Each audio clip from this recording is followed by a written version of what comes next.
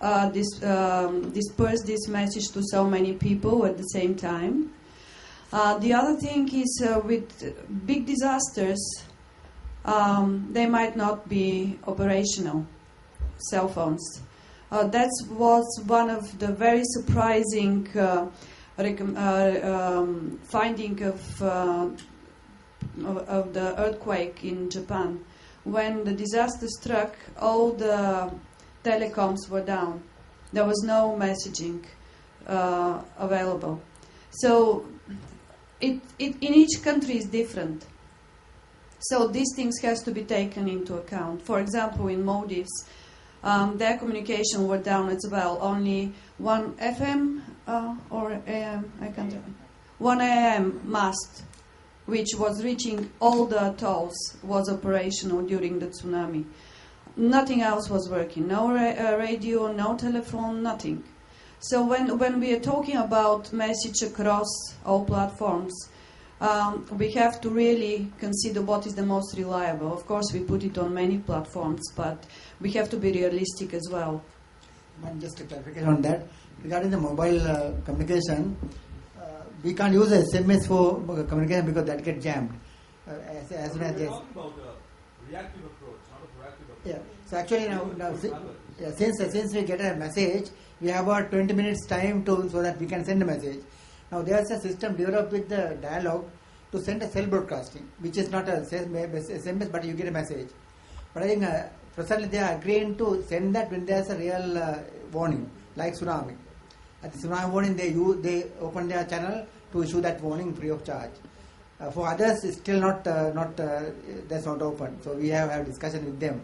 I recollect when Hurricane Sandy took place in New York, how all mobile providers in New York were told to send an alert 2 days prior, before Hurricane Sandy made landfall.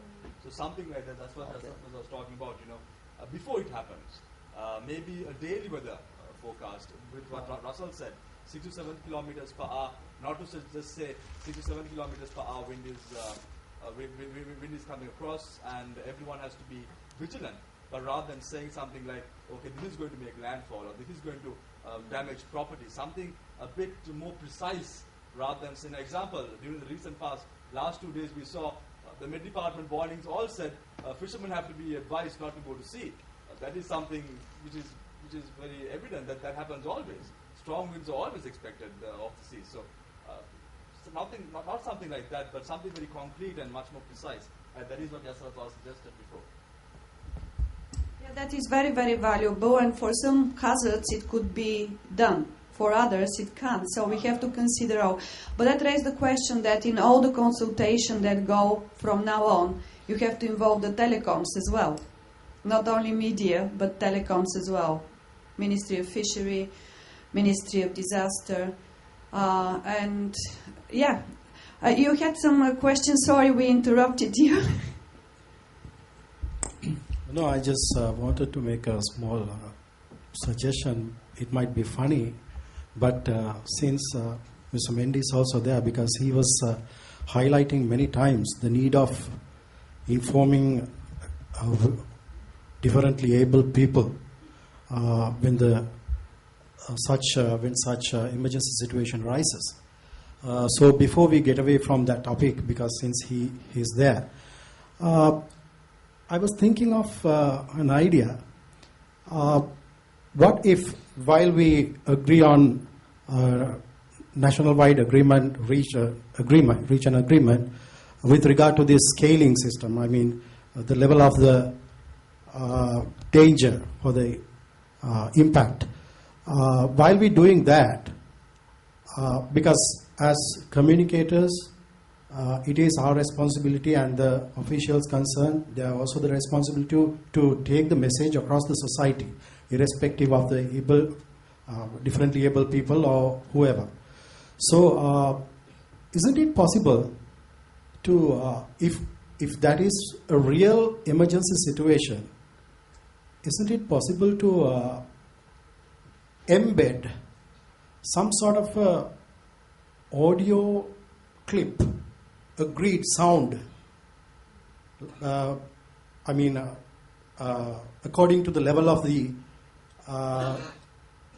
stage of the danger level, can't we embed those type of sound clip or with embedded visual symbol along with the red announcement?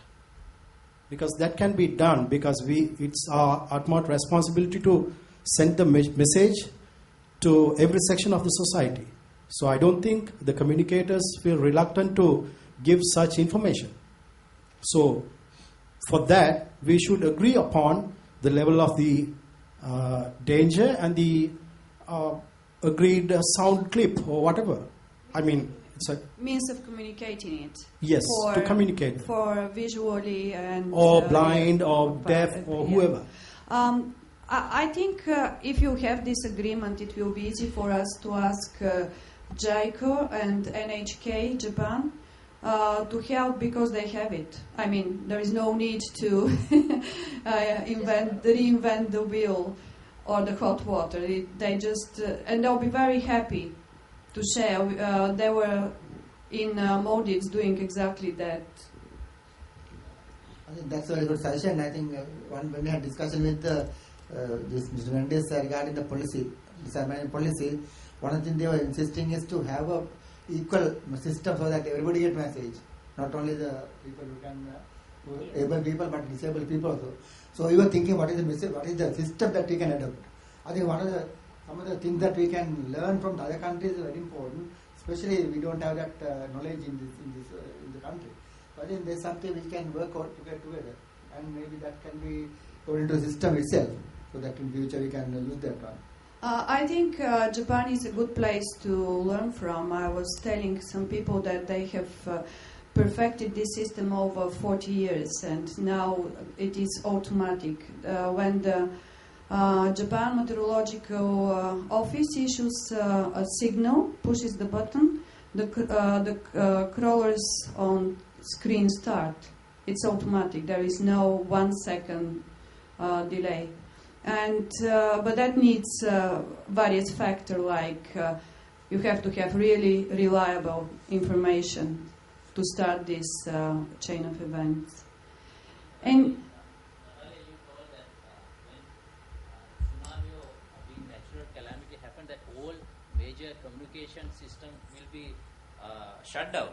You know that 2004, when Sri Lanka we had tsunami, the shortwave radios in the country, they did tremendous job. They, from their regional areas, I know personally, from down south, from Kandy, they send messages and they educate the people about the situation.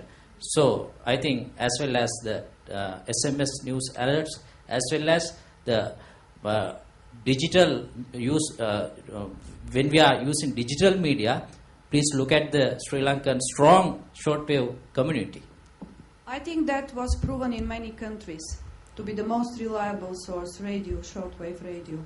And if you think about it, if you have tremendous calamity and damage, people don't go around with their TV set, but they can go with little portable radio, and they can have the information very available, very easily.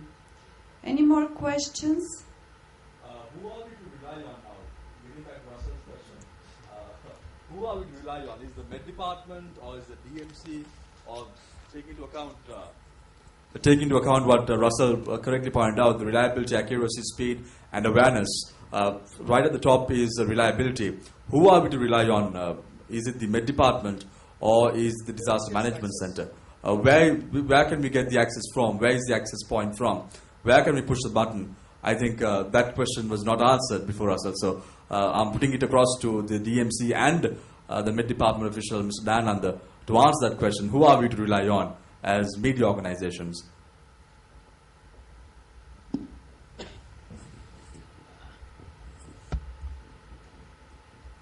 Yes, normally our duty is prepare the warning or forecast, then pass to the media. So media will to the general public. So mainly we are issuing these informations to the DMC. So DMC, because they have the dissemination mechanism. We don't have such mechanism. So we generally give generally announce to the media. So this is the system. This is the normal situation. We explain to the media, but for the public and for the other agency, other grassroots level people, the media, the DMC is responsible for the disseminate these things. So the reliability is actually this depend on the accuracy of the forecast. So we have to improve our capacity building. We have some difficulties regarding the forecasting. Actually, it is not in our country. Forecasting is not like Japan or USA, or because we are in a tropical region. Very frequently our systems are changing. In Japan, there are well-established systems. They are moving according to some theory. I mean, they can identify and they can catch what will be the weather tomorrow, day after tomorrow, or next week. But in our country, it's very difficult. Within 2-3 hours, it might be changed. So that problem we are having. So it is the nature of, I mean, the subject. The meteorology is the very complicated subject. So we can. Let's say tomorrow something like this happens. Are we going to say that we are still not having the equipment? Are we going to say that we still don't have the necessary infrastructure? Tomorrow something like this happens. What is the solution? Let's not talk about there are problems. What are you taking to address those problems? And if tomorrow something like this happens, are we going to lose another 60 more people? Or are we going to there are 10 still unaccounted for? 10 fishermen still unaccounted for. I'm sure their loved ones must be still thinking, is our loved ones still missing, or are they dead, or are we going to find them out? Or questions are looming in their heads as well. So my question is now, tomorrow something like this happens, are we going to say we don't have facilities? We are sorry, Sri Lanka is a tropical country, so we are not going to have the facility. So who are we to rely on, Mr. Ananda? That is the question.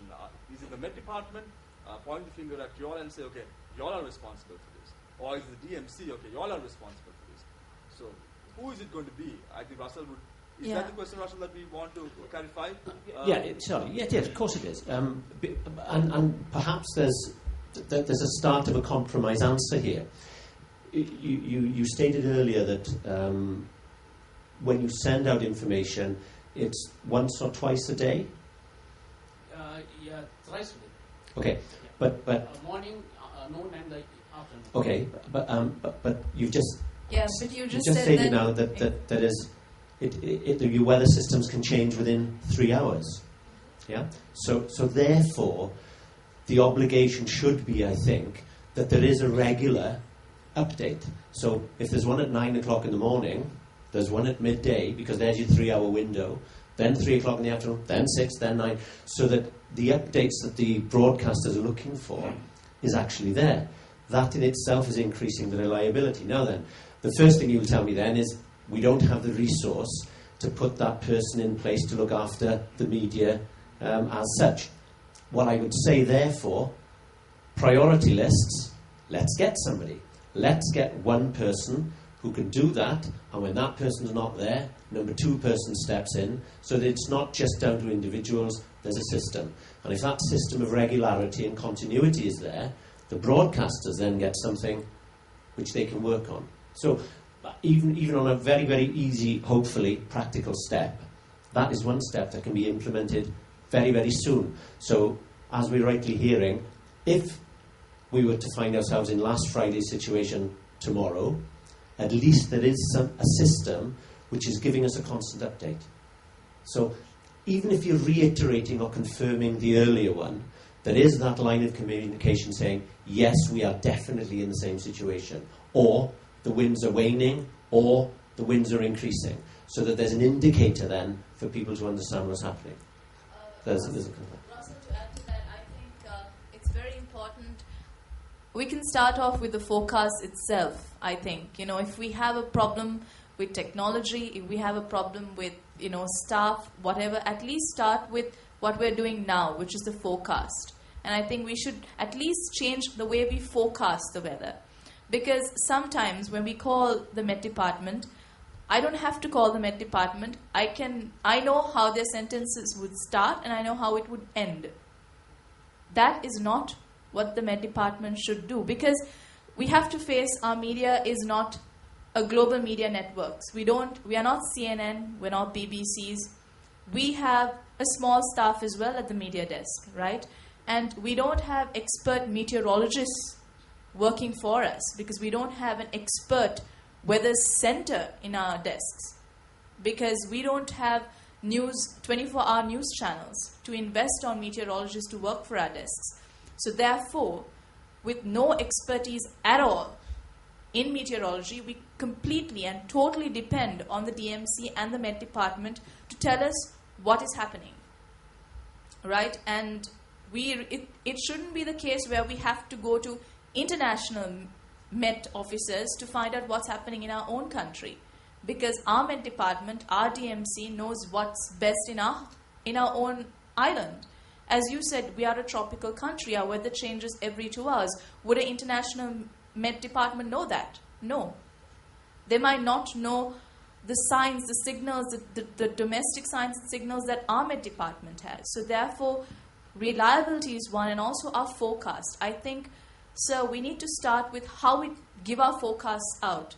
As Russell said, saying, wind speeds of 80 kilometers per hour, that shouldn't be the case. When people tune into the radio, they should know wind speeds 80 kilometers per hour, this is what could happen, these are the necessary precautions that could be taken. And then we as the media can harp on that as well.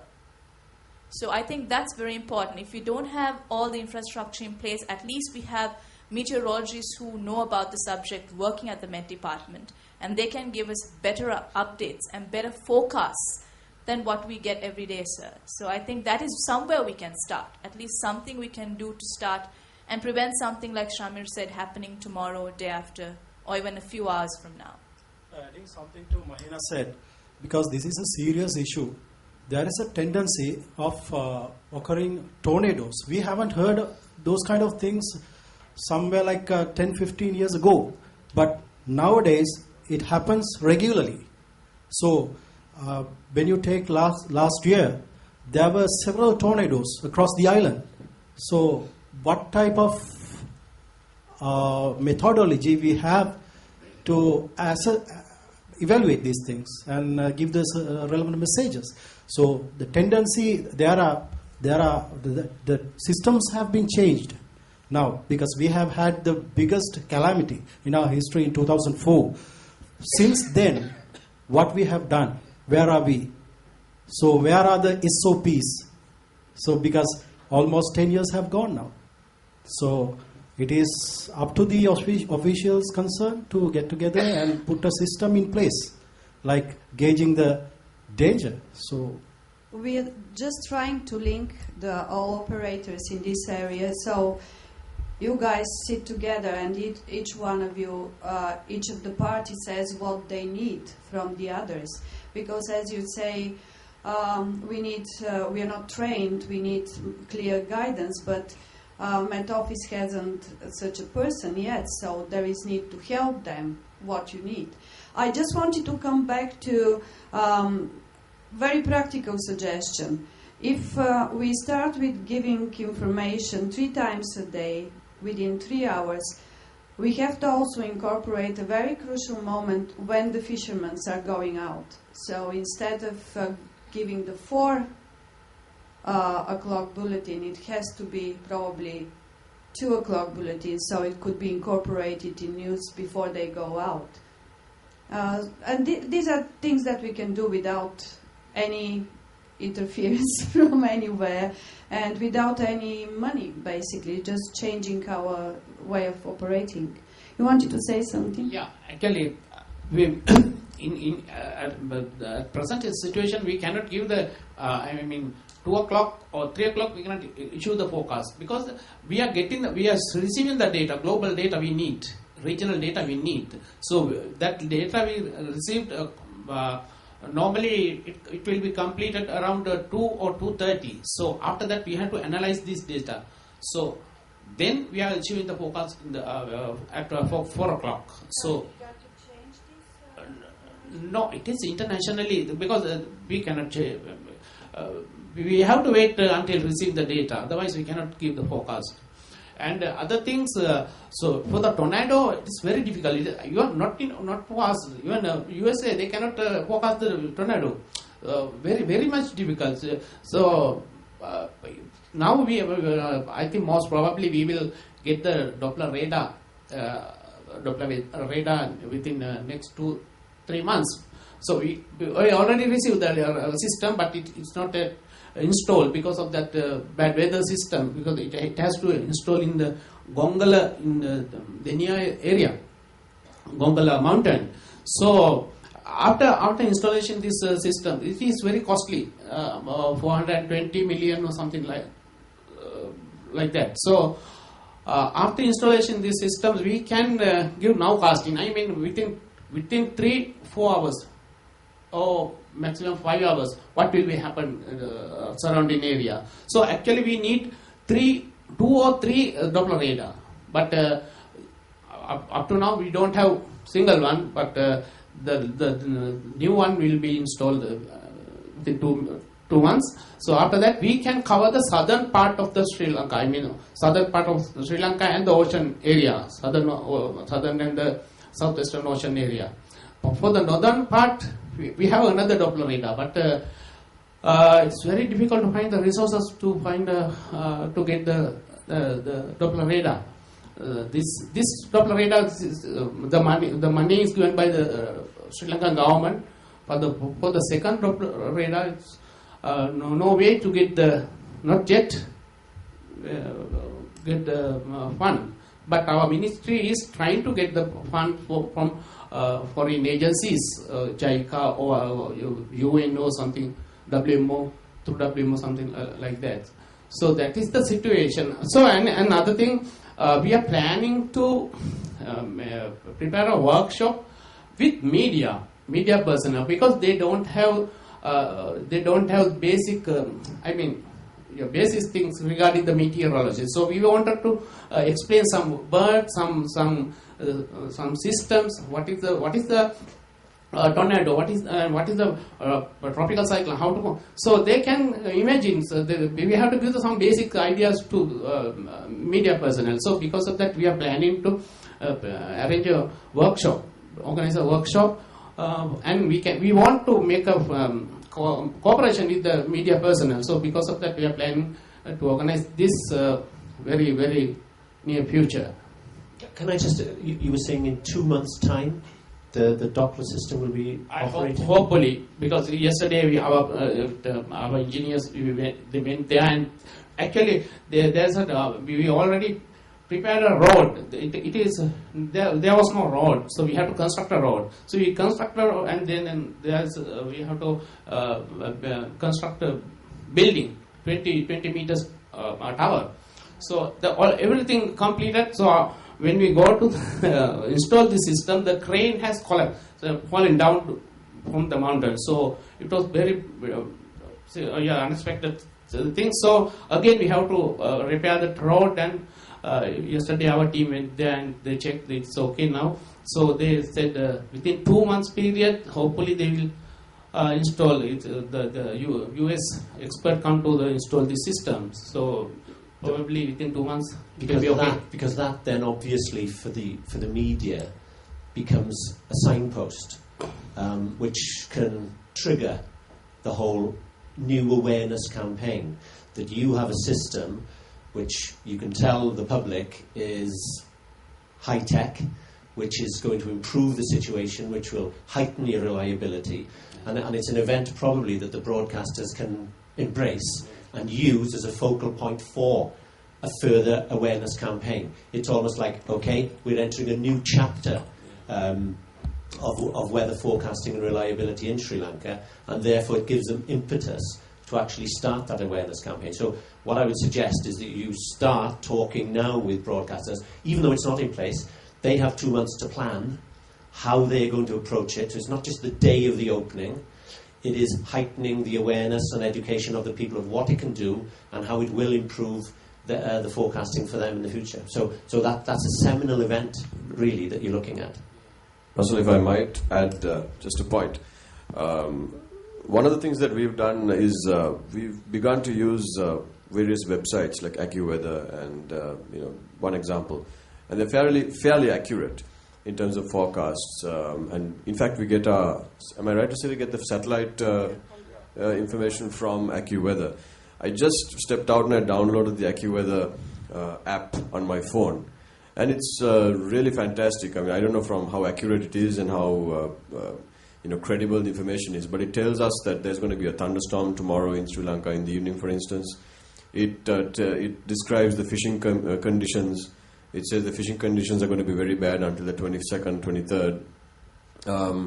It even tells you the kind of weather, if the weather is conducive for outdoor activities, if you're organizing sports events and things like that.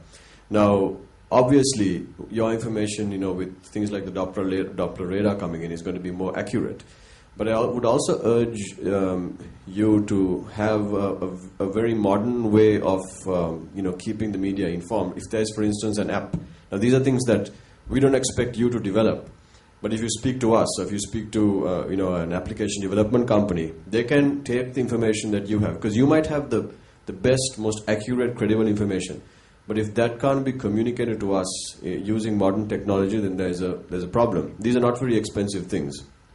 So I would urge you, once you have this information in place, once you have the infrastructure, that perhaps you could speak to a software company or even a media company and obtain assistance to develop a weather app maybe, that all of us can have on our phones, and then it will be very easily communicated. Of course, this means that you need to update it and all of these things, but if you look at this AccuWeather app, I don't imagine they have thousands of people in every city across the world. I don't know how it happens, but they have reams of information that is very useful. So just a suggestion. Yeah, and I have done this because that global weather forecast centers, they are issuing the forecast for their resolution is very very cost resolution. They take I think sometimes I remember they forecast in some area. Katunaik or somewhere, the pressure has given 0. It cannot be 0. Mean the plane has to drop, no? They cannot fly. So like that, and sometimes they have given forecast in no area. It is 30 or something. We have figures. We have so because they are running the model. So according to the model, they are issuing the forecast. They don't know the topography of Sri Lanka. What are the hilly area? What are the mountains? Yeah. Information is far ahead. Yeah. What I'm saying is the model they use to disseminate the information is very good. I think we should replicate that. I understand that this information is probably not very accurate. Yeah. So because in our area, within the 4-5 kilometers region, the weather will change. So because of that, we have to. It's very, very complicated. Shall I? Automatic weather stations, etc. So we have to develop the capacity so the accuracy can be improved, the reliability. Regarding the accuracy of the impact of that, what will happen to the system, what will happen to the people, that of course not only the mid department but others who are technical agencies have to get together and decide. Say what is the impact of the speed of a wind of 60 kilometers? What is the impact of that? So I think that has to be done by the other using with the technical agencies, come to agreement, and this will be what will happening into the system. With the speed is 60. This is speed 40. This one. That is the one that we are not having, because now they issue a warning saying that 60 kilometers per hour. We don't know what will happen with that speed. So we have to find out a way of improving from that to get the accuracy. What is the impact of that into the system, the people, the structures and the ecosystem, etc. That is actually in Sri Lanka we don't have. I think that is something which had improved. Then the accuracy comes in. The speed of taking that to the people, I think we have with the media as well as DMC, we'll have to get together. How to get that message as well as possible to the people. I think that's the media and the DMC very closely had linked with that one. I think that's the way that we have to work in future. And also the awareness. I think awareness, of course, we both have to do it with the media to give the people